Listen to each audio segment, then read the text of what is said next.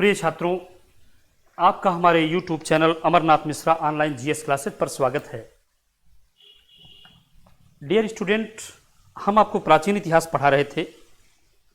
पिछले क्लास में हमने आपको पढ़ाया मौर्य राजवंश, सम्राट अशोक, अशोक के अभिलेख और अंतिम मौर्य सम्राट बृहद्रथ की उनके सेनापति पुष्यमित्र शुंग द्वारा हत्या।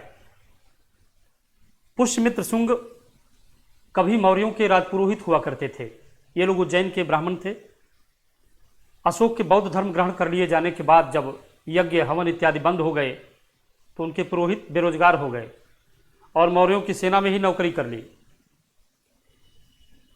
इन्हीं पुरोहितों में पीढ़ी दर पीढ़ी लोग नौकरी मौर्यों की सेना में करते रहे और पुष्यमित्र शुंग चीफ कमांडर बन बैठा, मुख्य सेनापति बन बैठा और मौर्यों के अंतिम सम्राट प्रज्ञा दुर्लभ, जो बुद्धिहीन सम्राट हुआ करते थे, अलोकप्रिय सम्राट हुआ करते थे, बृहद्रथ को सैन्य निरीक्षण के दौरान उनकी हत्या कर दी और मगध में शुंग वंश की स्थापना की। आज हम आपको शुंग वंश, देशी और विदेशी राज्य के बारे में बताएंगे। शुंग वंश के बारे में, यानी शुंग, कण्व, सातवाहन और विदेशी राज्यों में यूनानी, शक, पहलव और कुषाणों के बारे में आज आपकी चर्चा करेंगे। तो इसमें हम देखते हैं कि किस तरह से इस समय की स्थितियां परिस्थितियां बदलती हैं। और मौर्योत्तर काल, इस चैप्टर का नाम है मौर्योत्तर काल।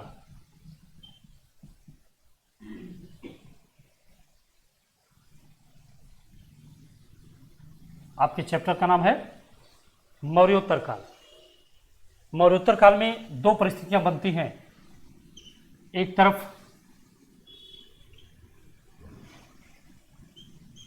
भारतीय राजवंश की चर्चा होती है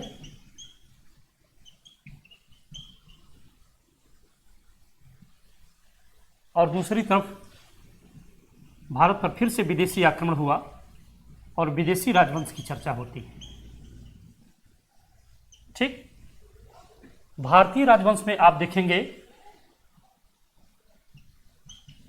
शुंग वंश, ये दूसरे हैं कण्व वंश, तीसरे हैं सातवाहन वंश। शुंग, कण्व और सातवाहन वंश। इधर देखिए, इस दौरान फिर से विदेशी आक्रमण हुआ तो इधर यूनानी राजवंश,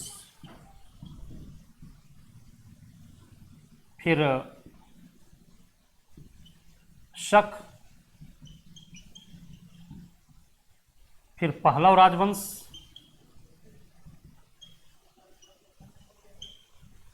और उसके बाद आते हैं कुषाण राजवंश।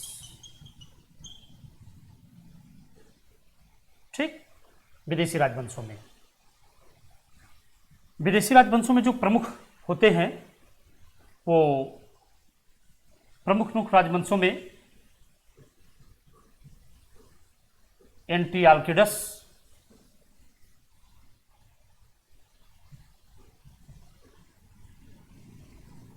और डेमेट्रियस,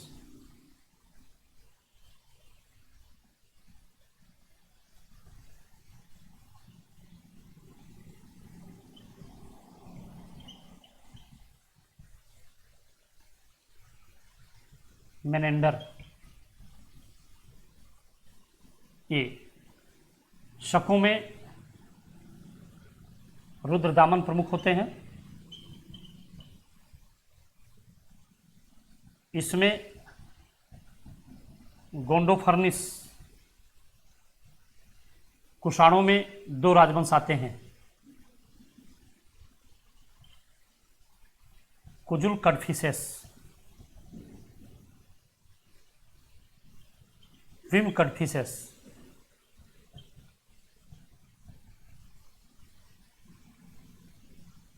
और एक राजवंश इसमें आता है कुषाणों में, कनिष्क, हुइस्क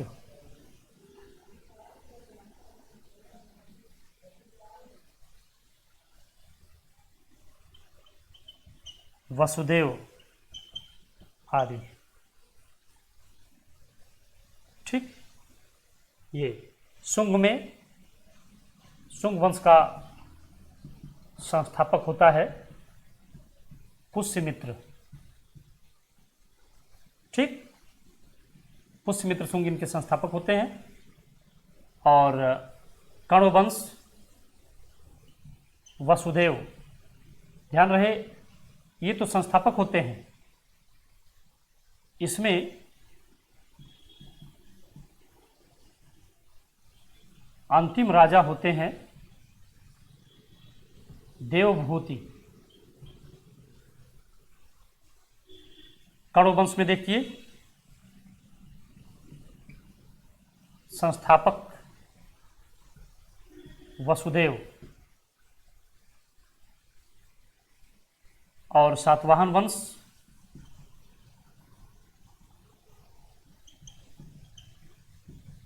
संस्थापक होते हैं शिमुख। ये आपके सामने है, विदेशी राजवंश और भारतीय राजवंश। ठीक, अब इसमें आप ये जान लीजिए, हम लोग एक एक कर थोड़ा चर्चा करते चलते हैं विदेशी राजवंशों और भारतीय राजवंशों में। तो पहले हम लोग भारतीय राजवंशों की चर्चा करते हैं और उसमें आते हैं पुष्यमित्र शुंग। ठीक, अब हम लोग मिटा करके मौर्योत्तर काल के राजवंशों में अगली जो चर्चा करते हैं वो है शुंग वंश।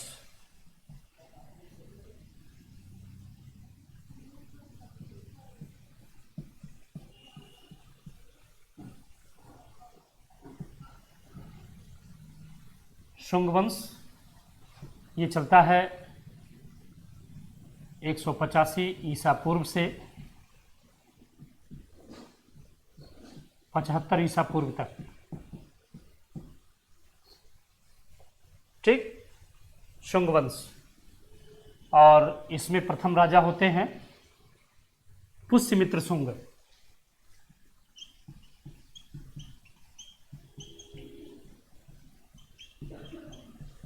ठीक, पुष्यमित्र शुंग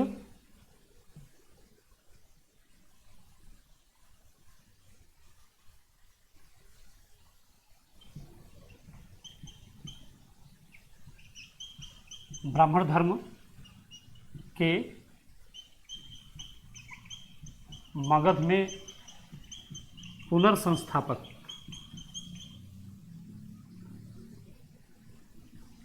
ठीक, पुष्यमित्र शुंग, इनकी राजधानी पाटलिपुत्र। ठीक, मगध ही इनकी राजधानी थी, राजधानी हुई पाटलिपुत्र। और अब देखिए इसी में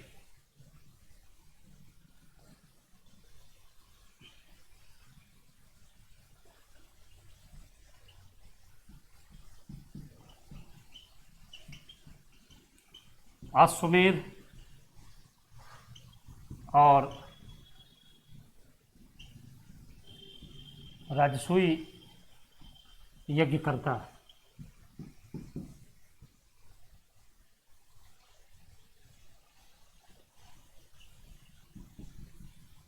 पुरोहित महर्षि पतंजलि,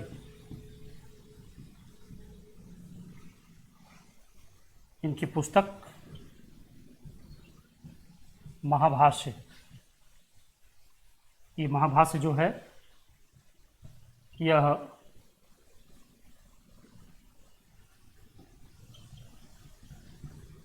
पाणिनि के अष्टाध्यायी की टीका है। ठीक, किसमें घटना क्या हुई?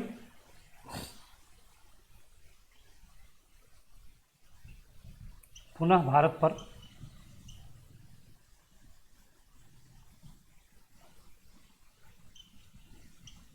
यवन आक्रमण हुआ।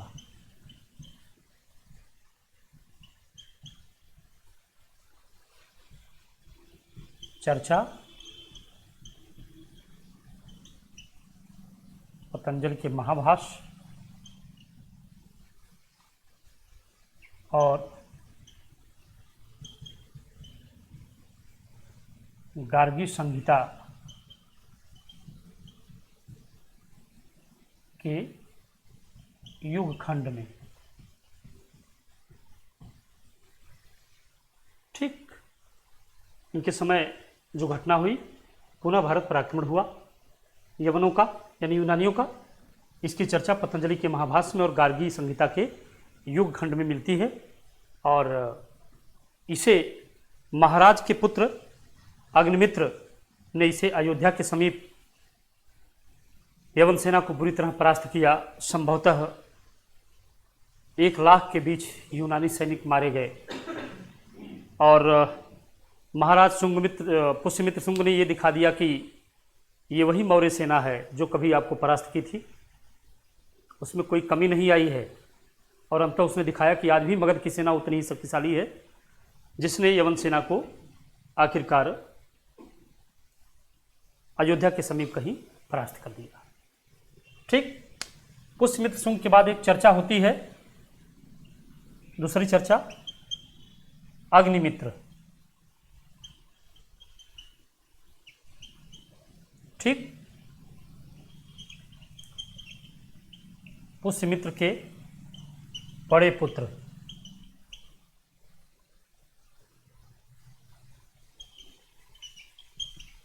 राजधानी उज्जैन और पाटलिपुत्र, ये 2 जगह से शासन करते थे। राजधानी उज्जैन और पाटलिपुत्र प्रमुख योगदान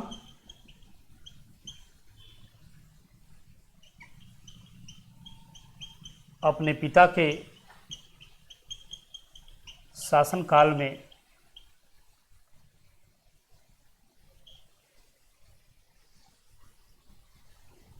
में अयोध्या के समीप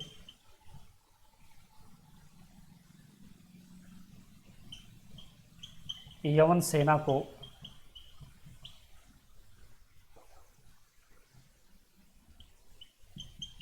बुरी तरह परास्त किया। ये बहुत बड़ा योगदान है इस अग्निमित्र का। राजा होने के बाद ये बिलासी हो गए। ध्यान रहे, ये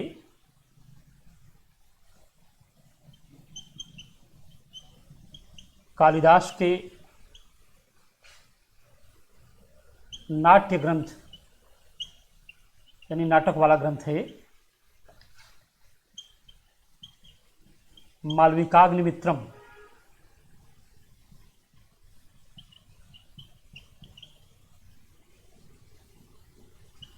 के नायक हैं। उज्जैन में इन्होंने एक श्रेष्ठ व्यापारी की कन्या मालविका के प्रेम संबंध में पड़ गए। इसी पर कालिदास ने मालविकाग्निमित्रम नाम का एक नाटक लिखा है। राजा होने के बाद विलासी हो गए और ये विवाह शादी में ज़्यादा पड़ गए। ठीक, मालविकाग्निमित्रम नाटक के ये नायक हैं जो कालिदास ने लिखा। ये अग्निमित्र का योगदान है।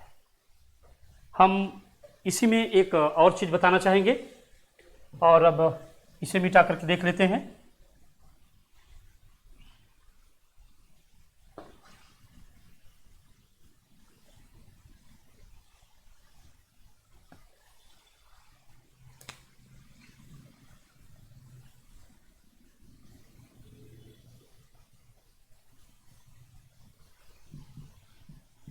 राजा भागभद्र ये शुंग वंश के 9वें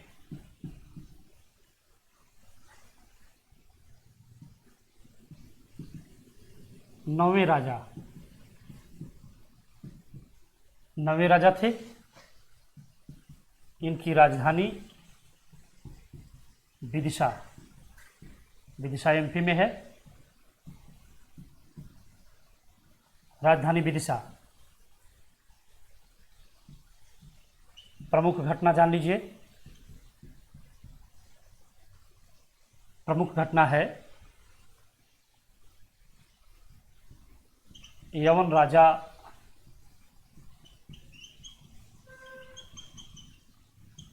एंटिआल्किडस का राजदूत हेलियोडोरस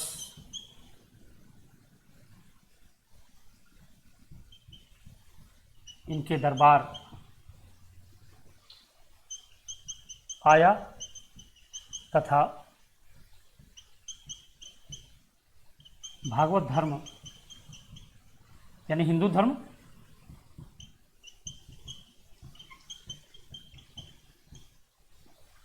ग्रहण कर लिया।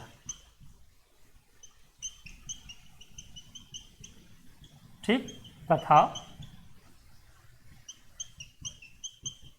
भगवान विष्णु के वाहन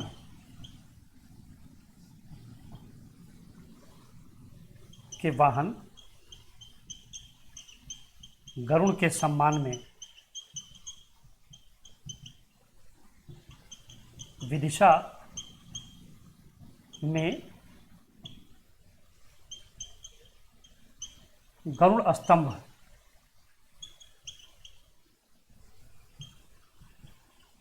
की स्थापना करवाया।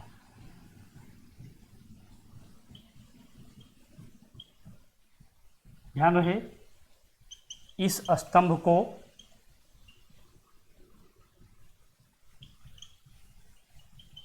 हिंदू धर्म का प्रथम अभिलेखीय साक्ष्य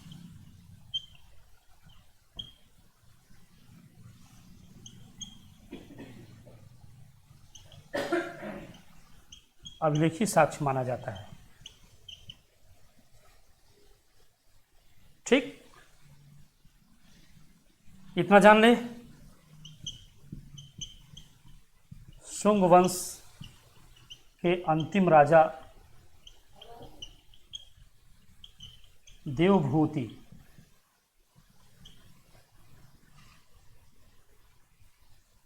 की उनके अमात्य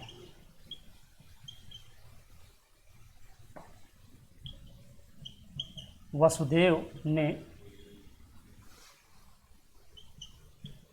हत्या कर राज्य पर अधिकार कर लिया।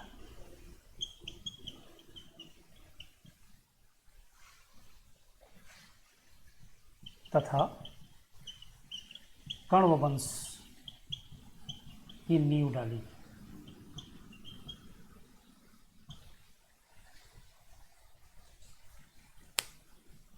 ठीक, कण्व वंश का योगदान मगध में बहुत कम है, इतना ही जान लीजिए। कण्व वंश ने केवल 30 वर्ष शासन किया।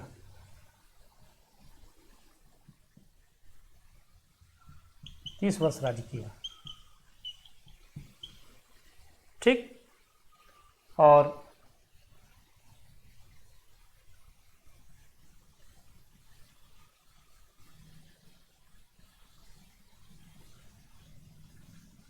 करीब 45 ईसा पूर्व में इनका पतन हो गया। ये रहा आपका कण्व वंश।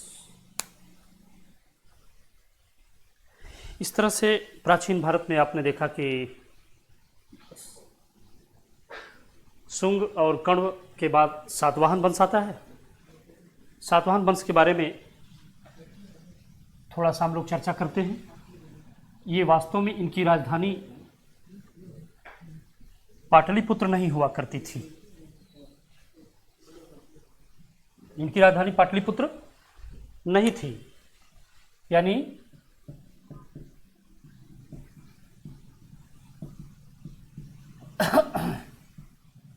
सातवाहन वंश, संस्थापक थे शिमुक, ही ना। राजधानी पैठन या अमरावती, ठीक, ये इनकी राजधानी थी।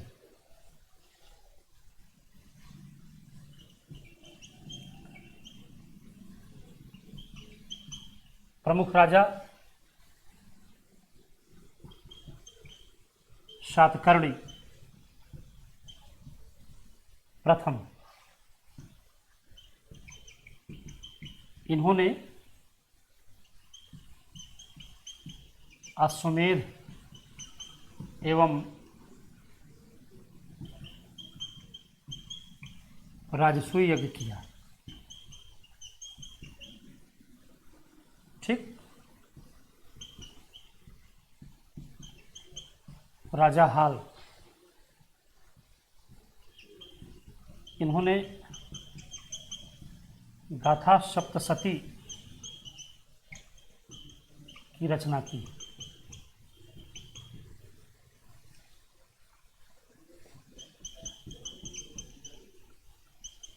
गौतमी पुत्र शातकर्णी,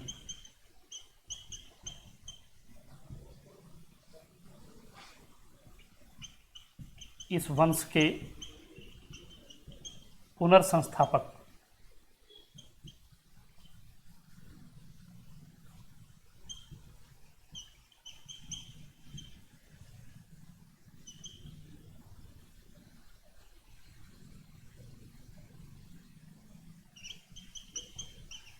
उपाधि एक ब्राह्मण, अद्वितीय ब्राह्मण,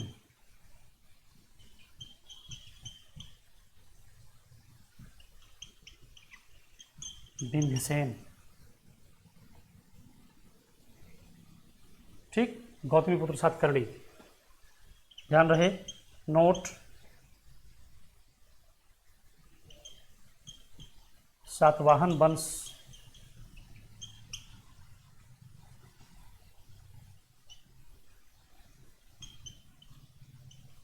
मातृ प्रधान संस्कृति वाला वंश था। इन्होंने शीशे के सिक्के चलाए।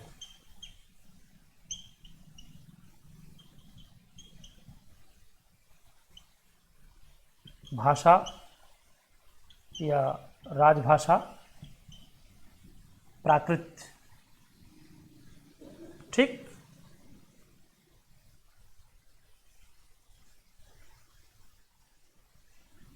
इनके समय अमरावती मूर्तिकला शैली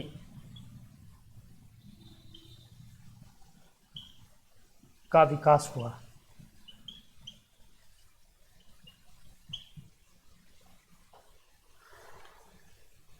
ये मौर्योत्तर काल के भारतीय राजवंश। नेक्स्ट चैप्टर जब हम आपको आके पढ़ाएंगे तो उसमें हम आपको बताएंगे विदेशी राजवंश के बारे में, और जब वो समाप्त हो जाएगा तो हम आपको पढ़ाएंगे गुप्त काल, ठीक। आज इसमें इतना ही। हमारे इन चीज़ों को देखें, जानें, लाइक और सब्सक्राइब करें। Thank you class.